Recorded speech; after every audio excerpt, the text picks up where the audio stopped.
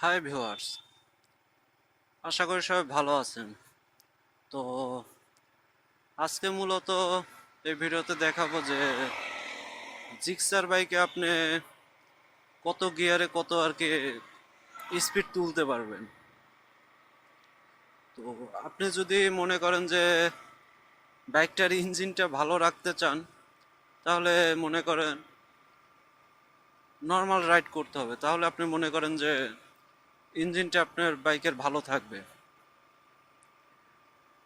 আপনি এই গাড়ি মনে করেন ফার্স্ট গিয়ারে আপনি 40 মানে 40 তুলতে পারবেন। আর যদি আপনি ইঞ্জিনটা একটু ভালো রাখতে চান, তাহলে আপনি মনে করেন তুলতে হবে 20 পর্যন্ত। আর যখন আপনি 20-এর উপরে তুলবেন, তখন আপনার ইঞ্জিন সাউন্ডটা একটু চেঞ্জ হয়ে যাবে। তো আমি আপনাদেরকে দেখাইতেছি।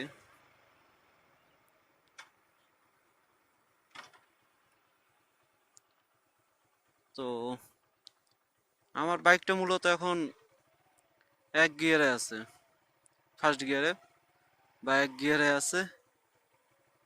তো চলুন দেখি এক গিয়ারে কত তোলা যায়।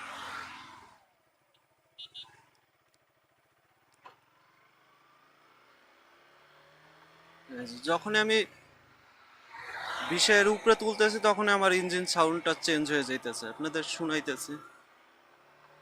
এই দেখেন, ইঞ্জিন সাউন্ডটা চেঞ্জ হয়ে যাইতেছে।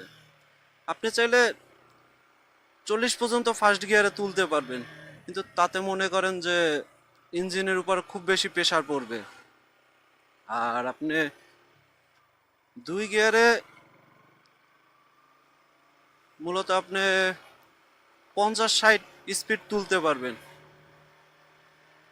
কিন্তু যখনই 50-60 তুলবো, 40-45-এর উপরে গেলেই আপনার ইঞ্জিন সাউন্ডটা চেঞ্জ হয়ে যাবে, আর ইঞ্জিনের উপর একটা প্রেসার পড়বে। তাই মূলত আপনার তুলতে হবে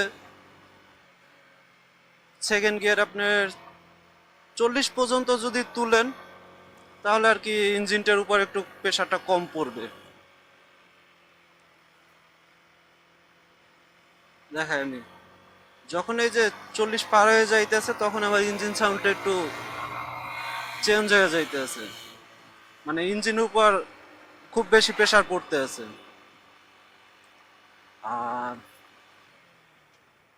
আপনি থার্ড গিয়ারে মূলত 70-75 আর কি তুলতে পারবেন।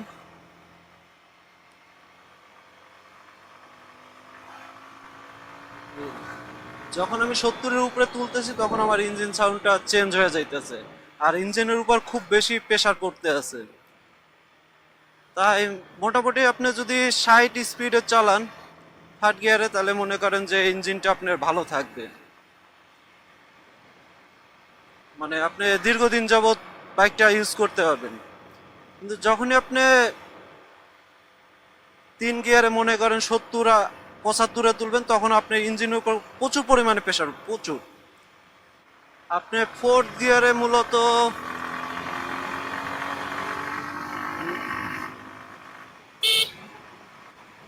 90 পর্যন্ত তুলতে পারবেন, 90 বা 110 পর্যন্ত তুলতে পারবেন। কিন্তু মনে করেন যে এতে আপনার ইঞ্জিনের উপর প্রচুর পরিমাণে প্রেসার পড়বে, প্রচুর, যা মনে করেন ইঞ্জিনের জন্য খুবই খারাপ। আমি দেখাই,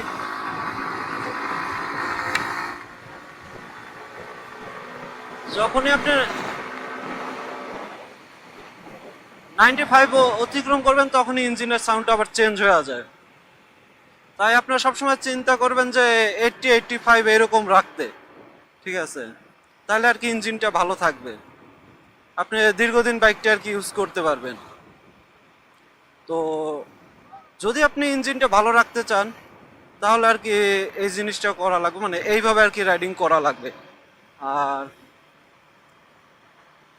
ফিফথ গিয়ারে আপনি মূলত এই বাইকটার যে টপ স্পিড আছে, ওইটা আর কি চেক করতে পারবেন, ঠিক আছে? কিন্তু যদি আপনি টপ স্পিড তুলতে যান, তাহলে আপনার ইঞ্জিনের উপর আবার ওই প্রেশার পড়বে, যে কারণে মনে করেন আপনার ইঞ্জিনে প্রচুর পরিমাণে সমস্যা হবে। ঠিক আছে, তাই আপনি মূলত 5 গিয়ারের চেষ্টা করবেন সবসময় 100, 115 বা 115 এর ভিতরে আর কি রাইডিং করতে। তাহলে আর কি মনে করেন আপনার ইঞ্জিনের উপরে ওরকম কোনো প্রেশার পড়বে না। আপনি মনে করেন যে বাইকটা দীর্ঘদিন ইউজ করতে পারবেন। নর্মালি রাইড করলে আপনার মনে করেন ইঞ্জিনে তেমন কোনো ক্ষতি হয় না। আর যখনই মনে করেন আপনি এরকম রাইডিং করবেন যে আপনি যখনই মনে করেন যে ইঞ্জিনে মনে করেন যে প্রেশার দিবেন, তখনই আপনি ইঞ্জিনের সমস্যা হবে। এটা must be, shall be, will be. ঠিক আছে, আর আপনি 5 গিয়ারে মনে করেন জিক্সারে টপ স্পিড তুলতে পারবেন, কোনো সমস্যা হবে না। তো এরপরও যদি আপনারা ইঞ্জিনটার ক্ষতি করতে চান, তাহলে কোনো সমস্যা নেই, আপনারা স্পিড তুলতে পারেন, তেমন কোনো সমস্যা হবে না। কিন্তু আপনি মূলত 5 গিয়ারে 110-15 থাকাই ভালো, তাহলে মনে করেন ইঞ্জিনের উপর ওইরকম প্রেশার পড়ে না। তো এই ছিল আজকের মূলত ভিডিওটা, যে আপনি কত স্পিডে কত তুলবেন। আশা করি সবার কাছে ভালো লাগে ভিডিওটা। যদি ভিডিওটা আপনাদের কাছে ভালো লাগে, তাহলে অবশ্যই লাইক, কমেন্ট, শেয়ার আর সাবস্ক্রাইব করে তো আমার পাশে থাকবেনই। আর পাশে আছেন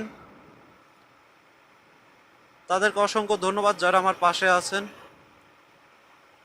আর আপনারা অনেকেই আছেন যে আমার ভিডিওগুলো দেখেন, হ্যাঁ, তাদেরকে ধন্যবাদ অসংখ্য। কিন্তু আপনারা চেষ্টা করবেন একটা ভিডিওতে লাইক দিয়ে যাওয়ার জন্য, তাহলে আর কি ভালো হয়। যে লাইক বা ডিসলাইক, যে আমার কতটুকু সমস্যা বা আপনারা কতটুকু পছন্দ করলেন, কতটা অপছন্দ করলেন, এইটা আর কি আমি বুঝতে পারি। যদি আপনাদের ভিডিওটা পছন্দ হয়, অবশ্যই আপনারা লাইক দিবেন। একটা লাইক দিতে তার অত কোনো ক্ষতি হয় না ভাই। তো সবাই ভালো থাকবেন, সুস্থ থাকবেন। ধন্যবাদ সকলকে।